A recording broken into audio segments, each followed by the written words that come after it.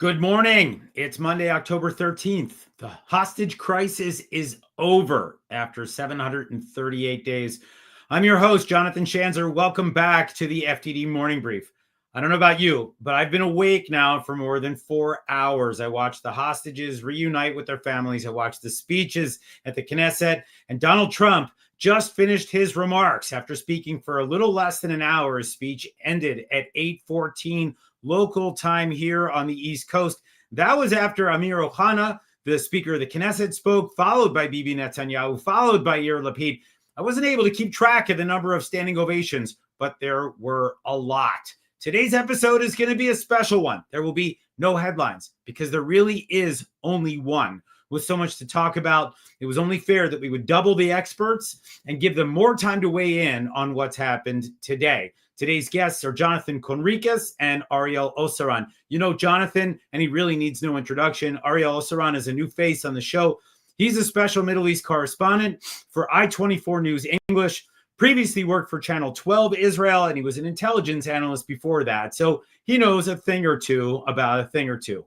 But before we bring them on, just a few thoughts from yours truly.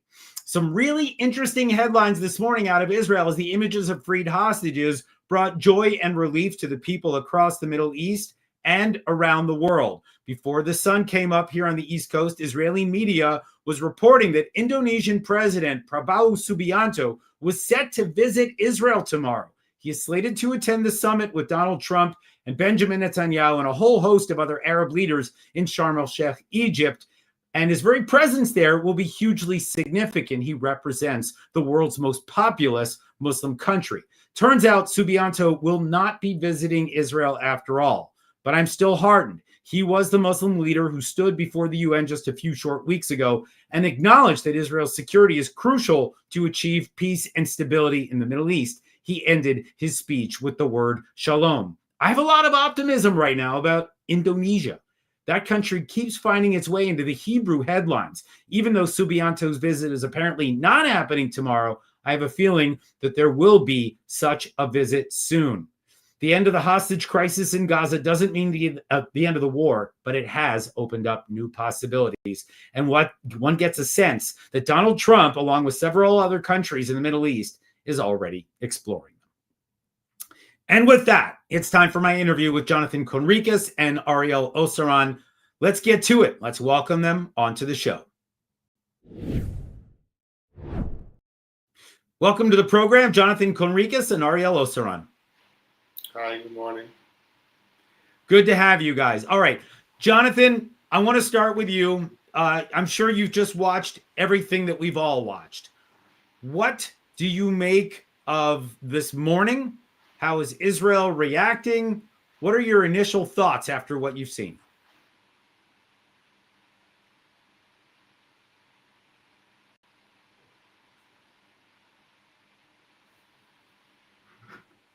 Jonathan, you are on mute. I don't know if you've unmuted yourself or...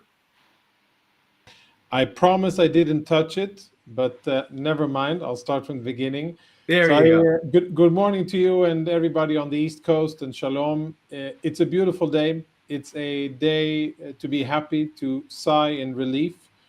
And I think it's a strategic game changer because for the first time in 2 years, we do not have live Israeli hostages in the dungeons of Hamas, and that strategic leverage over Israel is no longer in the hands of Hamas. So whatever happens from now on, peace around the world and kumbaya with Palestinians in Gaza and a dissolved Hamas and global investment in Gaza, or back to war, whatever happens, Israel is in a better military and fighting position to continue to defend itself because we don't have to limit the use of force and limit our steps due to the fact that we have hostages in the hands of our enemy. So that's number one.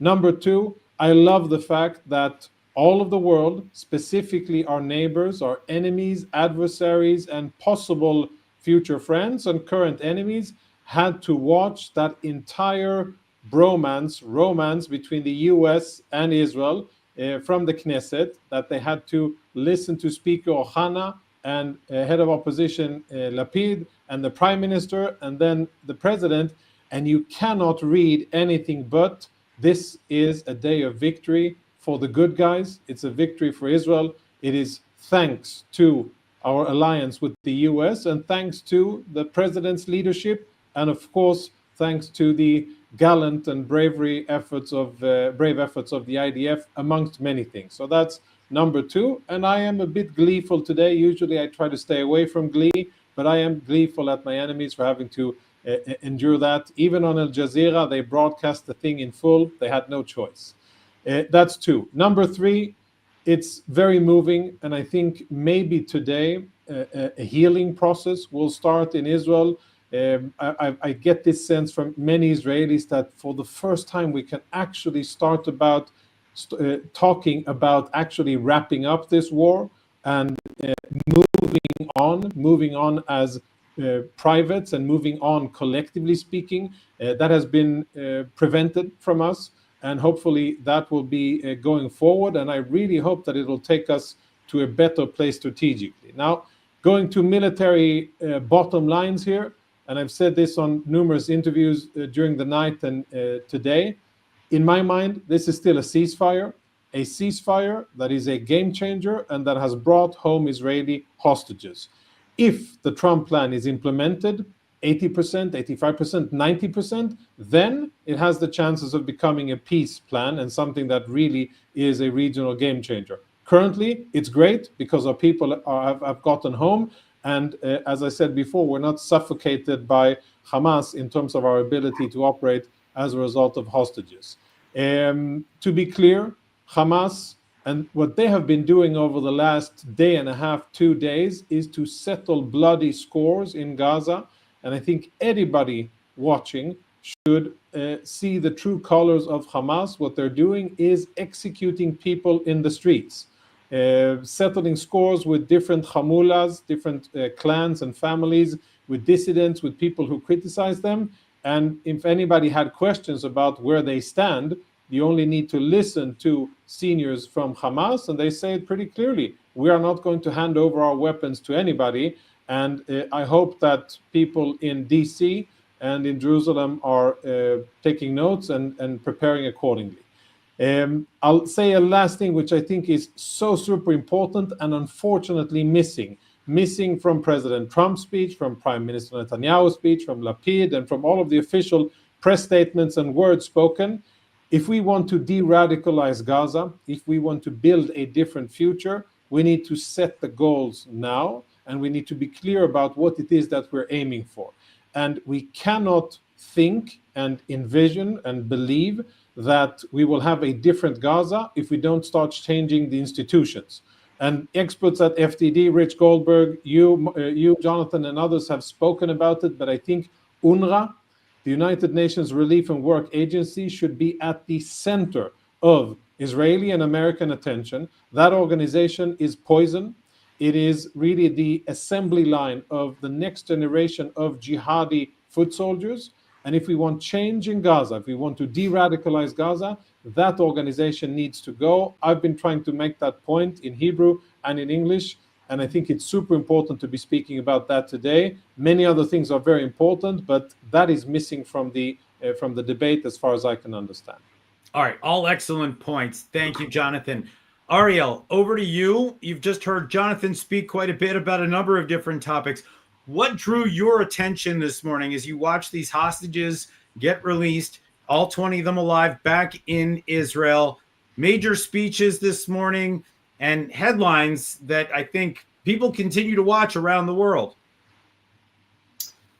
Yeah, Jonathan, thanks for having me. This is really a monumentous day here in Israel. I mean, the longest day in Israel's history, October 7th, endured, and really, I think today we are one step closer in turning the page. And as Jonathan said, really taking a sigh of relief that the entire country was holding its breath. Until the last moment, we weren't sure whether all the living hostages would come out, if Hamas would try its shenanigans, as it usually does. And in fact, it did. I mean, they found a way to circumvent the limit on the ban on having ceremonies. And what they did was a very, I think, cynical psychological tactic of having the hostages shortly before their release calling their families on FaceTime and publishing that. What Hamas is trying to do here is very clear. They're trying to telegraph to the world that they have some semblance of humanity. This is what they tried to do in those ceremonies with the stages and gift bags, and also that they're adhering to the deal. But as always with Hamas, sending a message also to the people of Gaza that they are not going anywhere. And this really, I want to connect to what Jonathan said earlier about the fact that he talked about closing the war. We're only at the start of the starting line of this long process, which is Trump's peace plan. We're talking about right now, we're still in phase one, and until the final body of the last Israeli hostage is returned to Israel, we are still in phase one. And according to the families of the hostages, today we're only supposed to receive 4 out of 28 bodies. And so this leaves kind of an open horizon, or I would even say a lot of uncertainty moving forward, because until the last body of the hostages returned, we are in phase one. And in phase one, Hamas is still in power, Hamas is still armed, and as Jonathan described, it is already settling scores and carrying out a brutal crackdown against internal dissent inside the Gaza Strip. So we look at what is happening over the past 24 hours in the Gaza Strip, with or without connection to this hostage release, and we are seeing a very clear message from Hamas that they have that at least they're signaling that they are not planning to cede control, because the steps that they're conducting, how they're acting, that is not how a regime that is planning to cede control acts, let alone plan to hand over weapons. And yes, there's this multinational mechanism to search for the unaccounted for bodies of the hostages, but we really don't know how long that is going to take. We don't know if it's going to take days, weeks, God forbid, months, and we will be in this extended limbo period where Hamas will continue to try and nibble at this agreement, try and erode it.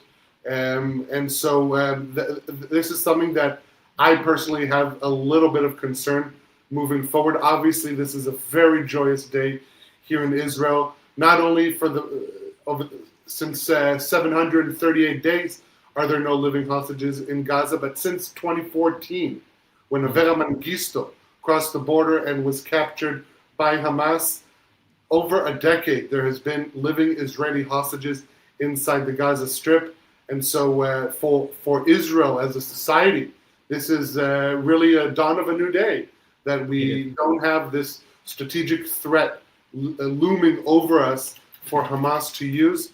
And so ultimately, moving forward, there are many question marks, but I agree that today is the first day in over 2 years that we can have the luxury of being a little more hopeful moving forward. Yeah, and you get that sense. You can see the images on the screen there, watching television out of Israel. The sea of Israeli flags at what was known as Hostage Square. I think they're going to rename it. But just looking at that sea of smiles and Israeli flags and American flags, and you get a sense that we have now entered a different era, an era of hope. And that was a lot of the messaging that came out of the speeches at the Knesset today. And I want to ask you both. I mean, let me just say, I listened to Amir Ohana, the head of the Knesset, speak. Those were literally his 15 minutes. He went on for quite a bit. I don't think anybody really needed to hear him speak for 15 minutes as the rest of the world was waiting. Then you had Bibi Netanyahu get up. He gave his homage to Donald Trump, and that was, I think, well-deserved, and it was a moment I think that both men needed and deserved. You had Yair Lapid come out afterwards and I think read the room, spoke for a short period of time, and then Donald Trump got up, had this long speech, really extolling the virtues of Israel, extolling Benjamin Netanyahu. I mean, in one moment, for those who didn't see, he literally called for a pardon for Benjamin Netanyahu, who has been under investigation now for a number of years. And that came to a rousing applause from from Bibi's coalition within the Knesset. But I mean, it was a fairly emotional hour and a half or so of speeches. I'm curious, what jumped out to both of you as you watch this historic moment take place in Israel? I mean, this will go down in history as a hugely important day in Israel. So I'm just curious, was there a moment or two from today, for those who didn't watch the speeches, what jumped out at you, Jonathan? Yeah, what jumped out was, how basically Trump has turned the table on the efforts by French, UK, Australia, Canada, Spain, and many others to kind of put pressure on Israel and to choke or force a Palestinian state, ram it down our throats. I think what President Trump did quite elegantly, I must say, was basically to take the driver's seat and really to make that a secondary, if at all, effort, and really to make his leading effort, the leading effort. And I think that's, of course, brilliant. Second thing, I think I'd focus on, again, looking at it from an enemy perspective. If I was listening to this from Gaza or from Tehran or from Damascus or Sana'a, I look at this and, I say, well, those damned Israelis, they were able to withstand everything. And this was basically a victory ceremony for Israel with the most powerful country in the world, which is also Israel's number one and steadfast ally. And I think that's the major importance here, because paving the way forward, I think this will have I hope, and I think it will have a chilling effect on those initiatives to apply pressure on Israel, to sanction Israel, to boycott Israel, all of those things that we saw grow very, very popular sadly, over the last few months. I think that'll be a bucket of ice on that. And if we can get positive traction in Sharm el-Sheikh, then really good things can happen. Third thing, the amount of spreading love and showing respect and appreciation was quite phenomenal. I mean, typical Trump style, but I mean, to see members of Knesset applaud, all of members of Knesset, coalition and opposition, applaud Yair Lapid, head of opposition, and even members of the opposition applaud Netanyahu. That was a good sight. And I was also, my last takeaway, of course I have many, but I'll spare you. But my last takeaway, which I really enjoyed seeing, was that all of the speakers were clear about the fact that they have to pay tribute to the families of bereaved soldiers, recognizing the fact that without soldiers who were who were willing to sacrifice themselves, none of this would have happened. And it was quite moving to see the level of respect. And yes, if you look at these speeches, peace can come, and I think will come, through strength. And what Israel has shown is strength, perseverance, stamina, a lot of luck, and probably some good leadership as well. But all of those positive things, and maybe this will be a positive change and a positive change of direction. Those are my main takeaways. It was a bit long, could have perhaps been shorter, but nevertheless, beautiful. Well, when you have historic moments, Jonathan, I think they're supposed to be long. They're not moments. They're quite a number of moments. I will say that, piggybacking on your comments here, I do think that Netanyahu was very smart to acknowledge the families, to acknowledge the fallen, to acknowledge the injured. I think that was an important moment for his speech, for sure. But I did certainly see that kind of camaraderie within the Knesset that you don't normally see. It was also interesting just seeing when Trump first came in and was getting, applauded by the Knesset. You see Bezalel Smotrich and Itamar Ben-Gvir, who did not vote in favor of the deal, clapping for the president, which I thought was important too. Yeah, but I think Ariel, they're right-sized. It's right-sizing. It's for people to understand the real relationship and to understand where their real life proportions. Yeah. President of the United States is in the room. He is a tremendous friend of Israel, and ministers who, for whatever political reasons, did what they did, they were right-sized. And one last remark, I regret that Prime Minister Netanyahu isn't going to Sharm el-Sheikh. That seems to have been a tremendous opportunity. And you spoke about the conversation with Assisi. I don't know. I mean, the alleged official reason is because of Simchat Torah, the holiday. That smells as more like Bibi doesn't want to be in a place where he won't have to risk promising something that he won't be able to carry through his government. That's just my assessment, but maybe Ariel or you have a different analysis. And that may be, by the way, why the Indonesian president is not coming, right? I mean, I think maybe this was choreographed so that he would show up there and maybe make a nod to Palestinian statehood or something else. And then the Indonesian president would come to Israel and recognize the state of Israel and perhaps vow for normalization. It looks like something fell apart there. It looked very choreographed, and now it looks much less so. Ariel, curious what your take was, whether on the speeches or on this particular issue about what's going on in Sharm. What are you hearing, or what have you picked up today?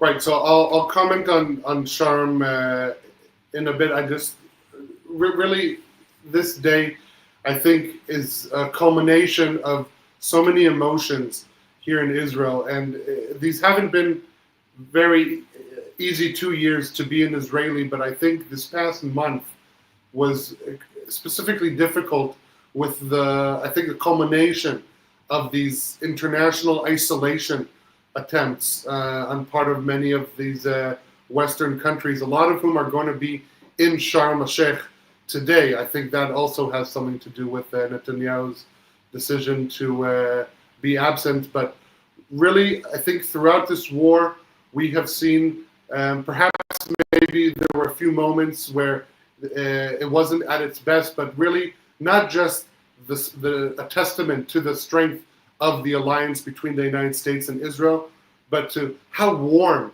of an alliance it is. I mean, first, the visit of President Biden at the beginning of the war, that was exactly what Israel needed at that moment. A nod by the United States that the U.S. is with Israel and going forward into this unknown multi-front war. And also now, this visit by President Trump preceded by the visit of Witkoff and Jared Kushner to Hostages Square. I mean, I heard from so many Israelis how meaningful it was that they were there and that they showed how much they care. I heard at least from 10 different people saying, wow, it's amazing how much they genuinely care. And this is really what Israelis needed today as we try to turn the page over this dark stain in our history. This visit really showing the how important it was on a personal level for this entire administration to release the hostages. And so I'm very glad that they came and got to cut the yellow ribbon, so to speak, on the release of the hostages. And also moving forward, I'm very encouraged that despite no matter what party is sitting in the White House, we saw a consistent. Again, at times it may have not been as strong as I'm describing right now, but really in an overview, we're seeing a consistently warm alliance and deep support to Israel in its moments of need. And I think this is also what helped foster this deal that really no other deal that has been talked about, agreement, is able to not only end this war, which is important for Israelis, but also in a manner, if everything goes according to plan, that ensures Israel's security. So this is very, very important. Now, as to what is going on in Sharm el-Sheikh, I think the moment it was made public that President Abbas of the Palestinian Authority is going to Sharm el-Sheikh, I think that would have made it politically challenging for Netanyahu to be seen at this event, which is pretty much a continuation of a process of priming the Palestinian Authority into reasserting its control over the Gaza Strip, because have no mistake, that is what this deal is bringing. Just tomorrow, the Rafah border crossing is opening with 200 Palestinian police officers going to be running the show. Yes, under European and Egyptian supervision, but this is just the first step of reintroducing the Palestinian Authority into the Gaza Strip. And when Prime Minister Netanyahu says consistently throughout the war, no Hamas, no Abbas, that makes it difficult for him to appear in the same summit. I think if, rather than leaders like Pedro Sanchez of Spain and Keir Starmer of the UK, if we would have seen, MBZ of the UAE, or even bin Salman of Saudi Arabia, maybe that would have encouraged Netanyahu to go. But I think looking at the current constellation of the various leaders who are going, it is clear these are the same leaders that helped push this international effort that ultimately tried to isolate Israel, to reward Hamas. And it was President Trump, that, as Jonathan described, that kind of put an end to this. So there's still a long ways to go for the reintegration of Israel into the region. But what I'm hearing from sources in the Gulf from more than one country is that in order for Israel to continue its effort for regional integration, it had to stop the war. There was no point of talking about expanding the Abraham Accords, normalization with Saudi Arabia, as long as there are daily images of death and destruction coming out of the Gaza Strip. So that page has been turned. Yes, we are in a ceasefire and everything is temporary, but with reports emerging of ongoing coordination, security coordination between Israel and the Gulf countries in the midst of this war, we see that there is a very large appetite in the region for resuming this momentum for integrating Israel. A Saudi source close to the royal court is telling me that we are continuing exactly where we stopped on October 6th. The price hasn't changed. We see in Trump's plan that it has the exact same wording that the Saudis brought forth for normalization, a viable path towards Palestinian statehood. That's in a deal that Israel signed. So really there's a lot of optimism moving forward, but I think in the current constellation, it was virtually impossible for Prime Minister Netanyahu to attend. Really interesting insights there, and I think for sure the Saudis right now are looking at what the Qataris just got with their security guarantees, and I think they want the same, right? So they're probably thinking right now there's a door open here, and maybe they can walk through it. Jonathan Conricus, want to give you the last word. What are you looking for next? Obviously, want to see the return of all those deceased hostages, but then after that, what are you looking for to make sure that things continue to go in the right direction? Quickly, so for Hamas to hand over weapons, for the outcome of the Sharm el-Sheikh summit to be a clear and really tangible new government of sorts, or a new management of the Gaza Strip. We need to see, faces, money, institutions, and actually where the actual people will come from, because I think that is probably the most sensitive transition. Usually at the end of wars, you have of big wars, substantial wars, then there's military occupation, and the military occupation by the winning side does a transition by which at the end of it, whether it's a few months or a few years, depending on the size and complexity, then you hand over to the permanent local authorities after they've been de-radicalized or whatever process they need to do. And in my mind, the longer the insecurity and uncertainty exists, the longer Hamas will stay in power. And I think Ariel makes a very good point here. They will try to extend that process of finding bodies, and I think it would be wise of the president and the board to say, okay, that process ends at a certain date. Beyond that, it doesn't matter if Hamas has achieved the achievements or not. Beyond it, it ends, and the new management takes control, and Hamas starts disarming, because otherwise this will be dragged out in the end. And if it will be dragged out, Hamas will stay in power. And I think we are seeing Hamas is going to try to buy for time. We know they are. They already have, I think, tried to make a few moves here and there that indicate that that is their intent. Of course, this is a terrorist organization that's been around since 1988. They don't want to disarm themselves. They don't want to dismantle. So, of course, they're doing what they can in order to survive. Going to keep my eye on Indonesia. Going to keep my eye on what's happening in Sharm. Going to keep my eye on those Palestinian policemen that have gone into Gaza. Ariel, thank you for all those insights. Jonathan, as always, thank you for yours. I want to thank you both for joining us today on the FDD Morning Brief. Thank you, Jonathan. And with that, folks, we're done for the day. If you like today's format, please let us know. It could be the new normal, or maybe not. We're definitely curious to hear what you think. You know how to find us on X, Instagram, YouTube, Carrier Pigeon, whatever you do. Tune in Wednesday for an episode that hopefully breaks down the continuing success of the first phase of this deal. I'll let you know then whether I've digested all of my fingernails. Yes, where that's disgusting. With that lovely image, I'm Jonathan Schanzer signing off for FDD.